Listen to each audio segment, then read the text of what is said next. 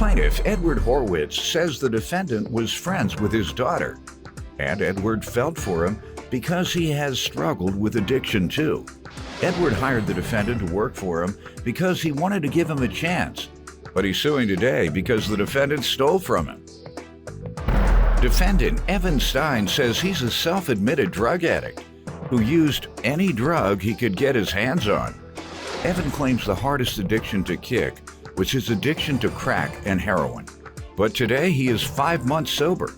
Evan is countersuing Edward for harassment. Start with you. I know Evan actually for many years. He was a friend of my children. Unfortunately, my kids, along with Evan, for years suffered with the disease of addiction, which could be crippling to a family, and I understand it, and I've been through it myself. My family has many years clean, and we're very proud of that, and we work very hard to maintain that. How did you all get clean? A lot of people want to know, how did you get clean? Your family with the help of a 12-step program and a lot of work, diligence, and vigilance. Because it's something you have to deal with every day.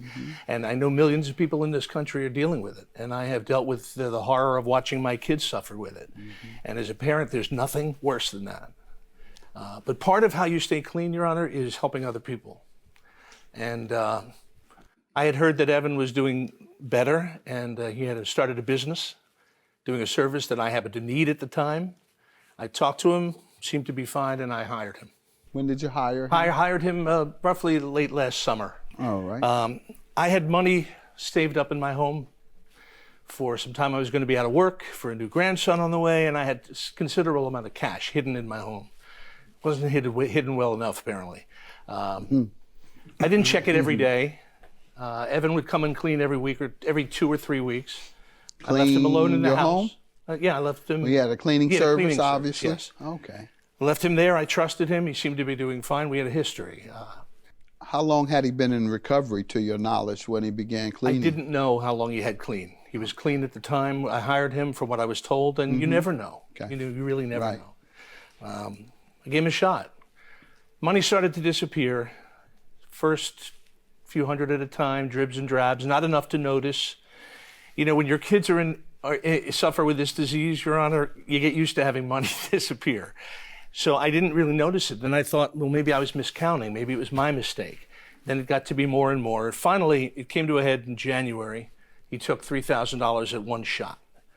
And I realized he'd been there the day before. I was incredibly angry. I was hurt. I was frustrated. You see, one thing I know about Evan, I don't think he would ever steal from me if he wasn't using. Because the disease of addiction will make you do things that you don't do. Let me allow him to talk. I'm definitely a self-admitted today addict of whatever you got when I'm using. It started anything. At this point. It didn't start that way when I was a teen and experimentally. Well, I'm saying you like to go up and down. There's one minute your eyes would be something. It's the yin and yang. I guess then that's if you why. get the heroin after, you'd be like that. It's exactly correct. You do like that 1 minute, and then that. Truthfully, yeah. And how long have you been addicted to drugs or struggling with your addiction? For 20 years. Really? You haven't been on heroin for 20 years, I hope. No, that was the last of all the drugs that I succeeded to. The toughest, probably. I would say crack and heroin. Okay. Equal. That's what I thought. Yeah. And you've been getting treatment for heroin currently recovery? I'm back in sobriety, and I am attending 12-step meetings. How long have you been doing that? I have 5 months today. Okay, there you go. Sobriety. All right, continued success to you. And there's a lot of resources now for folks on pills and heroin. So good luck to you. I think that you'll be all right. But what do you say to this? And when did that happen? So I was sober when I started working for Eddie.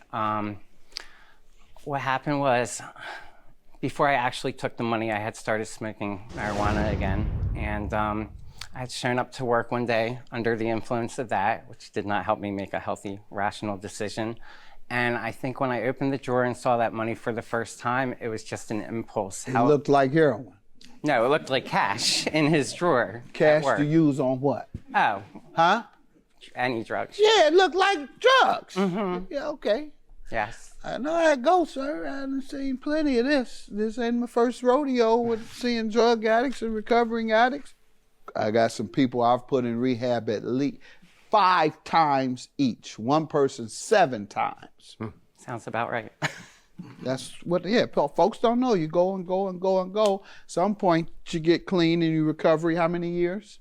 More than 12. But, Yeah, I watched my children, one of them almost overdose on this. Right. You never give up if there's life.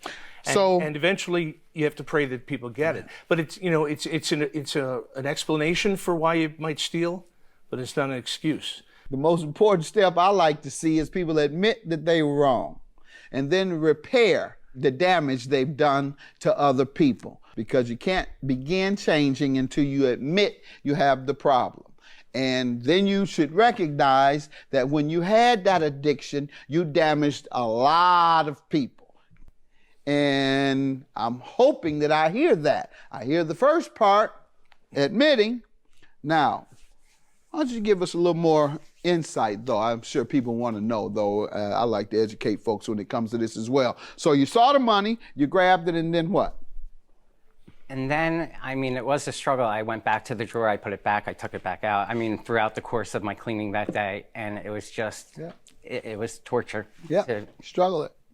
To have to ultimately, I guess, there's like a fogginess in the back of you that knows you're doing the wrong thing, and at the same time, you're being propelled and doing it at the same time. That's the best I can explain it. I understand. And like Eddie said, it's an explanation, not an excuse, and I admit that. And how many times did you go? He said you went from a couple of hundred and ultimately to thousands. What happened? You went back and back each time? I think once I knew it was there, it became like my own little bank account. I took many withdrawals and no deposits. You want to hear? Not exactly, Your Honor, no. But I will say this to your point about admitting it. To his credit, when I finally confronted Evan, it took him a day to text me back. But one of the first texts I got was, I admit it. And he felt terrible. Yep. He also confessed to $6,500 being stolen. And then my only goal at that point was to just keep him engaged with me and pay some of it back. I had no real hope I would get all of it back at all. Okay. And that's really the subject. And that's why I'm not giving you such a hard time. Drug addicts who come in and they lie and they deny, and it's written all over their face, and the evidence is right there, but they deny, they lie, they've hurt people and still don't want to change. That's when I got to shame you. I got to try and shame you and embarrass you in the rehab by calling you all kind of dope fiends, crackhead, meth head, and hope you say, just talk to me. Let me go in the rehab. He talked me into rehab. I want to shame you in the rehab. But since you're in recovery and you're admitting, I'm not going to come down too hard on you, but I'm going to let you finish now. Don't throw a lie in there, because then I'm going to come down on you. What caused you to go for treatment again? For recovery? So I suppose that's why I'm countersuing as far as my feeling being harassed. And it's that I got treatment not right away after I was They found harassed out. you in the treatment?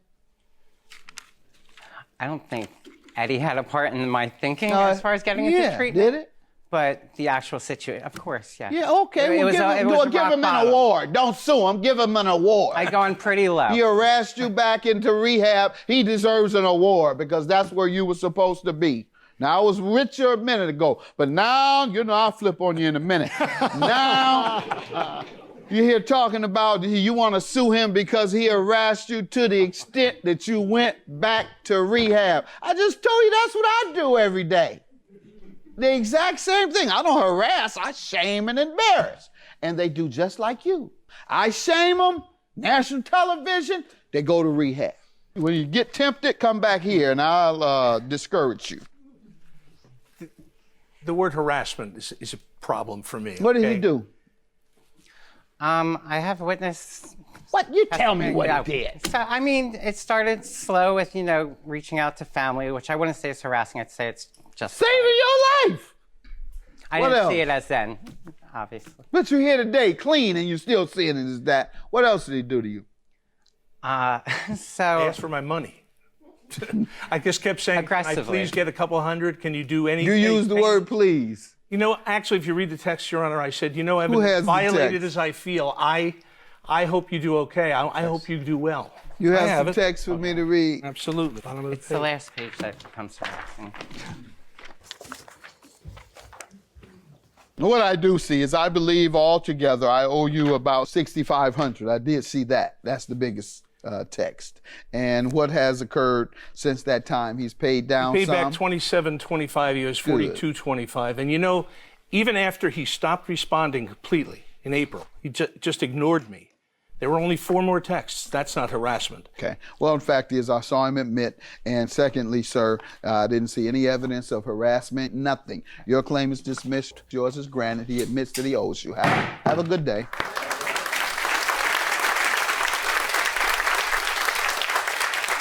I'd like to say I'm glad it's over and that I really truly hope that he stays clean. I hope at some point in the future we become one again because I really respect you.